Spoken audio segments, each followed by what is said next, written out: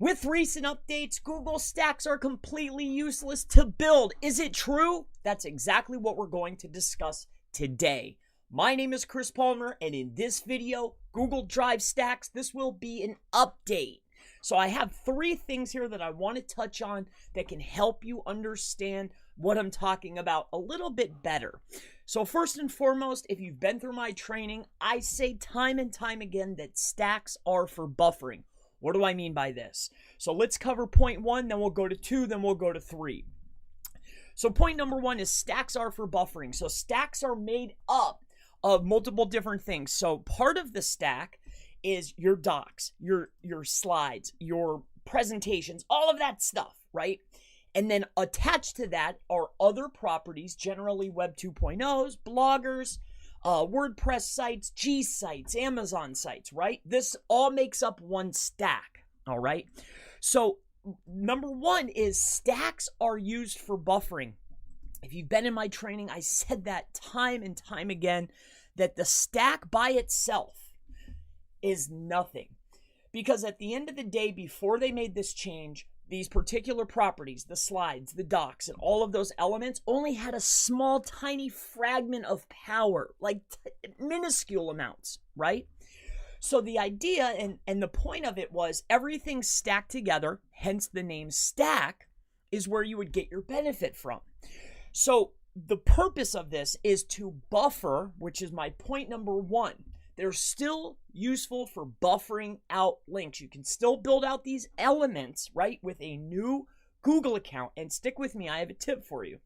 With a new Google account, you can still utilize a stack for buffering out links, and you can still use a stack to create relevance. So that's point one.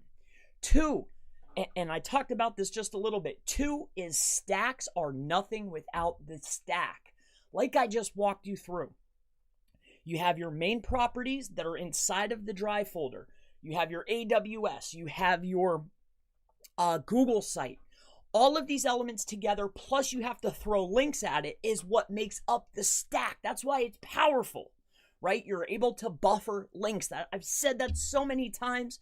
So a stack is nothing without the actual stack. Those properties by themselves are nothing.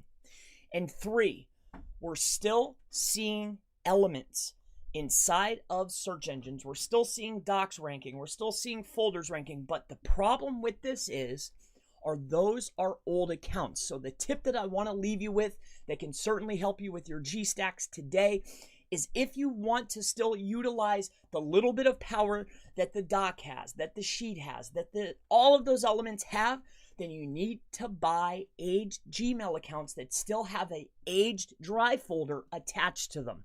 You can still get aged accounts where you still have the option to post publicly, then you'll still be able to get that little bit of power from creating those elements. Because as I'm going through and as I was checking all of the stacks that I created, all of them were with the old Gmail with an old Drive attached.